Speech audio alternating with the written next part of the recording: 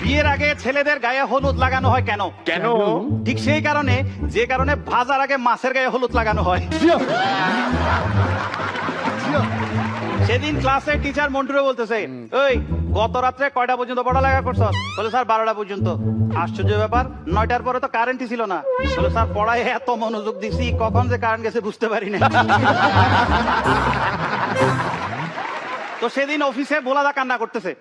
তো বস এসে বলতেছে, কি ব্যাপার ভোলা বাবু, আপনি কান্না করতেছেন কেন? বলে স্যার বাবা মারা গেছে। কই বাবা মারা গেছে, তাহলে বাড়িতে যান। না না স্যার, কাজটা শেষ করব তারপরে যাব। বললো ঠিক আছে। তো 1 ঘন্টা পর ভোলাদা আরো জোরে জোরে কান্না করতেছে। তো বস এসে আবার জিজ্ঞেস করতেছে, কি ব্যাপার ভোলা বাবু, আপনি আরো জোরে কান্না করতেছেন কেন? বললো স্যার ভাইয়ের সাথে ফোনে কথা বলছি। তো ভাই কি বলছে? কইলো ওরও নাকি বাবা মারা গেছে। বিহারে মদ নিষিদ্ধ হওয়ার আগে লোকজন মদ খেয়ে মাতাল হয়ে রাস্তাঘাটে যেখানে সেখানে পড়ে থাকতো। হ্যাঁ। তো লোকজন এটা এত স্বাভাবিক বিষয় হিসাবে ধরে নিছিল যে ফিরেও তাকাতো না। এখন আর ওই রাস্তায় এভাবে লোকজনরা পাওয়া যায় না।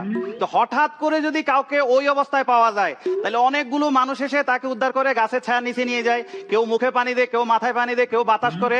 আর জ্ঞান ফেরার সাথে সাথে সবাই মিলে জিজ্ঞেস করে, দাদা কোন দোকানে পাওয়া যায় একটু বলবেন? সেদিন পত্রিকা একটা বিজ্ঞাপন দিছে, খুব রেয়ার গ্রুপের রক্ত দরকার, আর রক্তদাতাকে দেওয়া হবে 1 লক্ষ টাকা। তো আমাদের কৌশিকদার ভাগ্য বরাবরই ভালো, কৌশিকদার রক্তের গ্রুপের সাথে মিলে গেছে। তো কৌশিকদার সুজা গিয়ে রক্ত দিল, 1 লক্ষ টাকা নিয়ে চলে আসলো। পরের মাসে আবার ওই একই লোক বিজ্ঞাপন দিছে, কৌশিকদা আবারও গিয়ে রক্ত দিছে, 1 লক্ষ টাকা নিয়ে চলে আসছে। কি অবাক করা ব্যাপার! পরের মাসে ওই একই লোক আবার বিজ্ঞাপন দিছে, কৌশিকদা আবারও রক্ত দিতে গিয়ে ওই লোকটার বলতেছে, দাদা আমার সামনে যে দিনকাল আসতেছে 5-10 হাজার টাকা কম দেন, কিন্তু এই চাকরিটাই পার্মানেন্ট করে দেওয়া যায় না।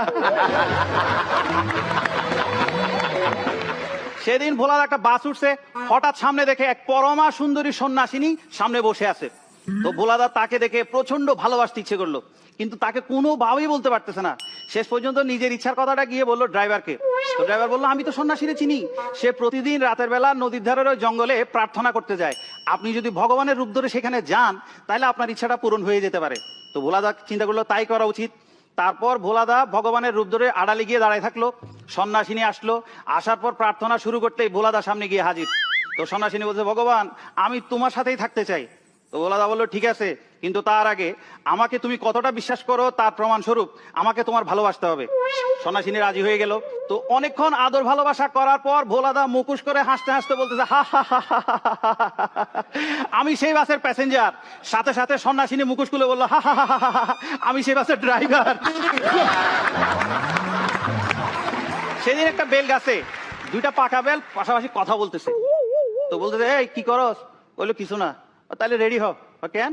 ওই নিচে দেখ ইশতিয়াক নাসির আসতেছে।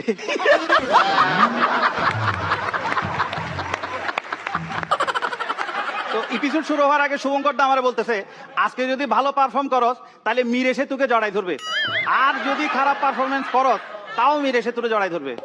দাদা খারাপ পারফরমেন্স করলে মির্দা জড়াই ধরবে কেন? বলে যাতে পালাইতে না পারস, তারপর উপর থেকে আমি নেমে তোরে ঘাট ধাক্কা দিয়ে বাইর করবো।